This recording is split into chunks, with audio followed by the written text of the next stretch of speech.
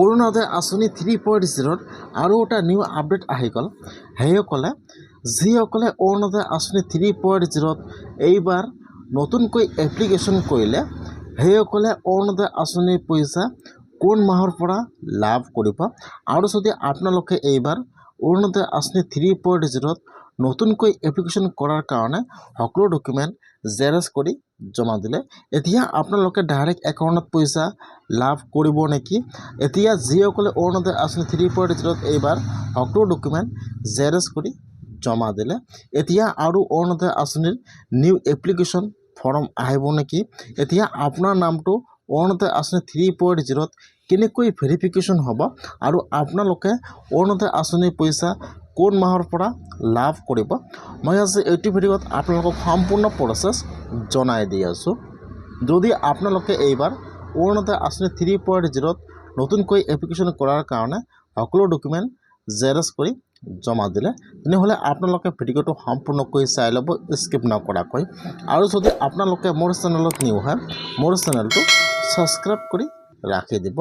এতিয়া এইবাৰ যিসকলে অৰুণোদয় আঁচনি 3.0 নতুনকৈ এপ্লিকেশ্যন কৰিলে বা এপ্লিকেশ্যন কৰাৰ কাৰণে সকলো ডকুমেণ্ট জেৰক্স কৰি আপোনাৰ গাঁৱত যিটো কমিটি বনাই দিয়া হৈছিল আপোনালোকে তাত সকলো ডকুমেণ্ট জেৰক্স কৰি জমা দিলে।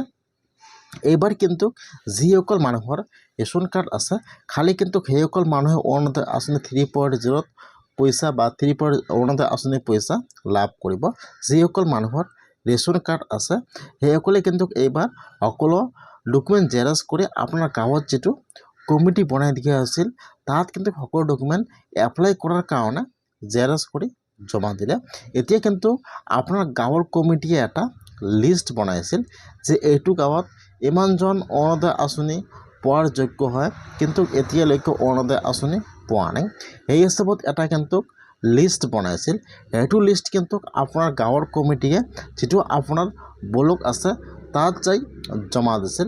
এতিয়া কিন্তু সেইসকল নাম বৰ্তমান ভেৰিফিকেশ্যন কৰি আছে বা কিছুমান ব্লকত কিন্তু সকলো নাম ভেৰিফিকেশ্যন হৈ গ'লে এতিয়া কিন্তু আপোনাৰ ব্লকৰ ফালৰ পৰা লিষ্টটো পঠাই দিছে। এতিয়া কিন্তু সেই হিচাপত আৰু অৰুণোদয় আঁচনি 3.0 এপ্লিকেশ্যন ফৰ্ম আহিব। যিহেতু খালি আপোনালোকে ডকুমেণ্ট জমা দিছিল আপোনালোকে এপ্লিকেশ্যন ফৰ্মটো ফিল আপ কৰি জমা দিয়া নাই সেইকাৰণে কিন্তু এতিয়া অৰুণোদয় আঁচনি 3.0 নতুন এপ্লিকেশ্যন ফৰ্ম আহিব। তাৰপিছত কিন্তু আপোনালোকে এপ্লিকেশ্যন ফৰ্মটো ফিল আপ কৰি আৰু জমা দিব লাগিব। যেতিয়া আপোনালোকে এপ্লিকেশ্যন ফৰ্মটো ফিল আপ কৰি জমা দিব তাৰপিছতে কিন্তু আপোনালোকে অৰুণোদয় আঁচনিৰ পইচা লাভ কৰিব। বহুতে কিন্তু ডকুমেণ্ট জমা দি ভাবিছে যে মোৰ নামটো ভেৰিফাই হৈ গৈছে মই অহা মাহৰ পৰা অৰুণোদয় আঁচনি লাভ কৰিম কিন্তু সেইটো নহয়। আপোনালোকৰ কিন্তু অৰুণোদয় আঁচনি 3.0 এপ্লিকেশ্যন ফৰ্ম আহি যাব।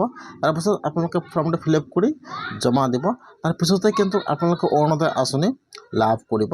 আৰু যিসকলে আগৰ পৰা অৰুণোদয় আঁচনি পাই আছিল সেইসকলে কিন্তু অৰুণোদয় আঁচনি এই মাহতো পাব বা এই মাহতো কিন্তু অৰুণোদয় আঁচনিৰ পইচা পাই থাকিব।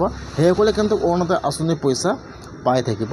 যদি আপোনালোকে এইবাৰ অৰুণোদয় আঁচনি 3.0 নতুনকৈ এপ্লিকেশ্যন কৰাৰ কাৰণে ডকুমেণ্ট জেৰক্স কৰি জমা দিলে এতিয়া কিন্তু আৰু ফৰ্ম আহি যাব। আপোনালোকে ফৰ্মটো ফিল আপ কৰি জমা দিব। যিটো কিন্তু লিষ্ট পঠাইছিল আপোনাৰ গাঁৱৰ ফালৰ পৰা এই হিচাপত কিন্তু অৰুণোদয় আঁচনিৰ এতিয়া এপ্লিকেশ্যন ফৰ্ম আহি যাব। এতিয়া আপোনালোকে ফৰ্মটো ফিল আপ কৰিলে আপোনাৰ সকলো ডকুমেণ্ট জেৰক্স কৰিলে জমা দিব তাৰপিছতে কিন্তু আপোনালোকে অৰুণোদয় আঁচনিৰ পইচা লাভ কৰিব। আপোনালোকে কিন্তু ডাইৰেক্ট একাউণ্টত লাভ নকৰিব ফৰ্ম ফিল আপ কৰি জমা দিব লাগিব তাৰপিছতে আপোনালোকে অৰুণোদয় আঁচনিৰ পইচা লাভ কৰিব।